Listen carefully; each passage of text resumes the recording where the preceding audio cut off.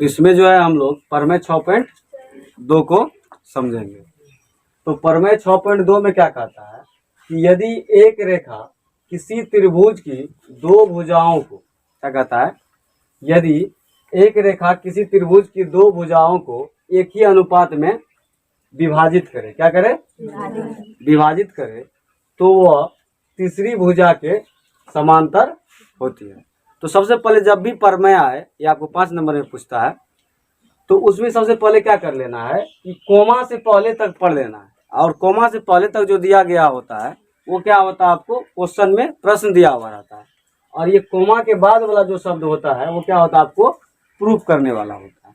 तो यहाँ पे क्या कह दिया है कि यदि एक रेखा किसी त्रिभुज के दो भुजाओं को एक ही अनुपात में विभाजित करे, तो यहाँ तक बात आपको क्या है, दिया गया है और आपको सिद्ध करना है, तो वह तीसरी भुजा के समांतर होती है। और ये प्रमेय जो है इसको हम थेल्स प्रमेय का विलोम के नाम से भी जानते हैं। तो पहला बात क्या कहा है कि एक रेखा, तो हम क्या कर लिए हैं, एक रेखा किसी त्रिभुज की दो भुजाओं को एक ही अनुपात में विभाजित करते हैं। तो एक किसी त्रिभुज का नाम हम ए बी सी, कोई एक त्रिभुज बना लिए जिसका नाम क्या रख दिया है, ए बी सी, और एक रेखा खींच लिए जो इस त्रिभुज के ए बी और ए सी को, है कि नहीं, एक ही अनुपात में क्या करती है, विभाजित करती है। एक ही अनुपात में विभाजित करने का मतलब ये होता है कि ए डी जो होगा वो ए डी बटे डी बी बराबर हो जाएगा ए ई बटे ई सी का हो जाएगा। तो हमको सबसे पहले इसमें ये समझ लेना है कि हम ऐसे फिगर क्यों बना लिए, किसी का नाम क्या रख दिए। इसमें कह दिया किसी त्रिभुज, तो किसी त्रिभुज ए बी सी बना लिए, और एक रेखा कहता है किसी त्रिभुज के दो भुजाओं को। एक रेखा हम बनाए हैं जो कि एक त्रिभुज है ए बी सी, उसके ए बी और ए सी को क्या कर रहा है, प्रतिच्छेद, इस प्रकार प्रतिच्छेद कर रहा है कि ए डी बटे डी बी और ए ई बटे ई सी के रूप में कर देता है। मतलब ये आपको दिया गया है, तो आपको सिद्ध करना है वह तीसरी भुजा के क्या होगा, समांतर होती है। मतलब आपको प्रूव करना है डीई जो होगा समांतर होगा किसका, बीसी का।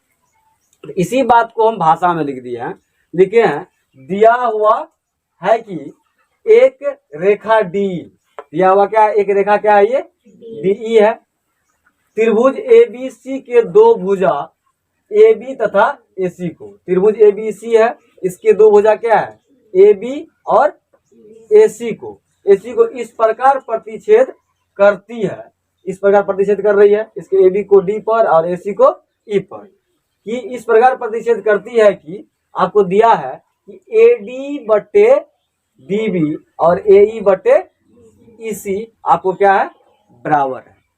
तो हमें सिद्ध करना है कि जस्ट आपको भी समझाए हैं, डी ई समांतर क्या होगा, बी सी होगा। तो इसके लिए हम क्या करेंगे, प्रूफ करने से पहले इसका पहले हम रचना कर लेते हैं। रचना हम क्या कर लेते हैं, बिंदु जो है ना ये डी, यहाँ से एक क्या कर लेते हैं, हम रेखा खींच लेते हैं जिसका नाम रख देते हैं डी टी। क्या नाम रख देते हैं, इसको डॉट लाइन में खींच लीजिए, इसका नाम क्या रख देते हैं, डी टी, जो कि भुजा किसके समांतर खींचे हैं, बीसी के समांतर। हम तो लिखेंगे यहाँ पे रचना में, बिंदु डी से भुजा बीसी के समांतर, बिंदु डी से और किसके समांतर, बीसी के समांतर एक रेखा क्या खींचा, डी टी खींचा। इसका मतलब ये है डी टी जो है समांतर है किसका, बीसी, डी टी समांतर क्या है, बीसी। तो यही बात को हम क्या कर दिए हैं, लिख दिए हैं। अब आपको क्या करना है कि इसको प्रूव करने के लिए आपका प्रमाण क्या दिया गया है। तो प्रमाण में क्या दिया गया है, ए डी बटे डी बी ए ई बटे ई सी, यही दिया गया है। तो हम लिखेंगे प्रमाण। प्रमाण का मतलब क्या होता है, सबूत, यही ना होता है जी। तो प्रमाण आपको क्या दिया गया है, ए डी बटे डी बी ए ई बटे ई सी, ये आपको क्या है, दिया गया है। क्या है, दिया गया है, ये आपको दिया है।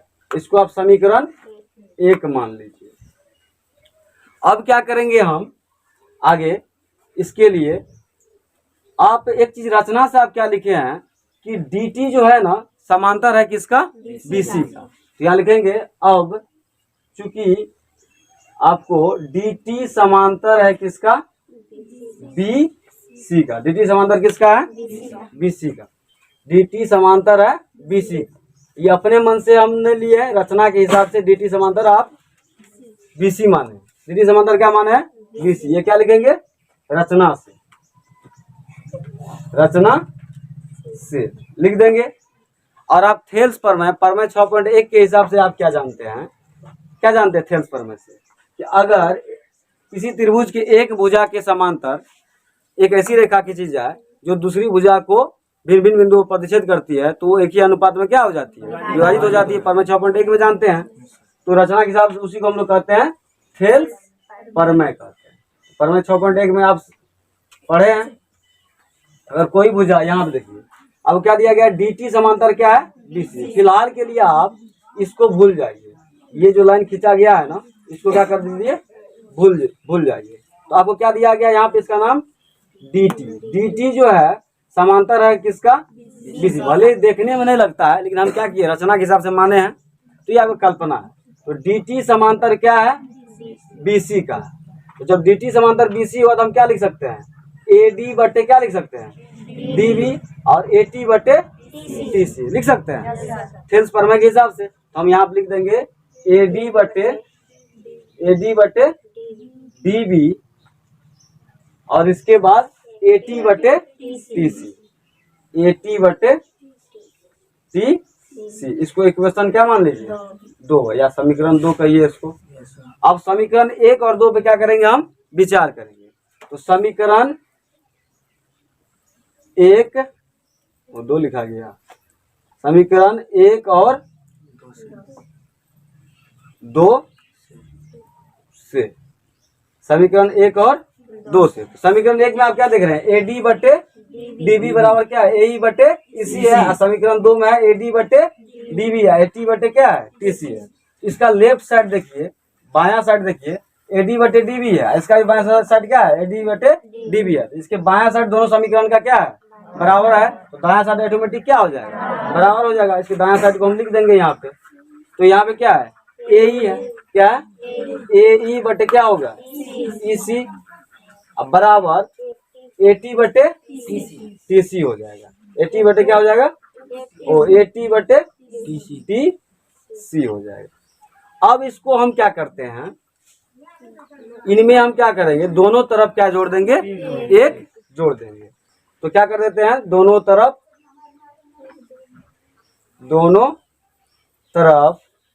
1 जोड़ने पर, दोनों तरफ क्या जोड़ेंगे? 1। तो AE बटे क्या है? EC। अब प्लस क्या कर देंगे? 1। और यहाँ पर भी क्या है? AT बटे TC। इनमें भी क्या जोड़ देंगे? 1 जोड़ देंगे। अब इसके बट्टे में कुछ होना है तो क्या है? 1 है, और इसके भी बट्टे में कुछ होना है तो 1 है। तो आप इसका क्या निकाल लीजिए? एलसीएम निकाल लीजिए। क्या निकाल लीजिए? एलसीएम। EC और 1 का एलसीएम क्या हो जाएगा? EC होगा। और EC को कितना बार पढ़िएगा कि EC होगा? EC से EC में भगा दीजिए, कट जाएगा, 1 होगा। और 1 को AE से गुना करेंगे तो क्या हो जाएगा? AE हो जाएगा। प्लस का चिन्ह है तो प्लस। अब यहाँ पे 1 को कितना बार पढ़िएगा? EC होगा, EC होगा। और EC को 1 से गुना कीजिएगा तो EC। फिर बराबर का चिन्ह है, यहाँ पे ये सिंबल दे दीजिए, ठीक रहेगा। अब यहाँ पे क्या करेंगे? TC और 1 का क्या निकालेंगे? एलसीएम निकालेंगे।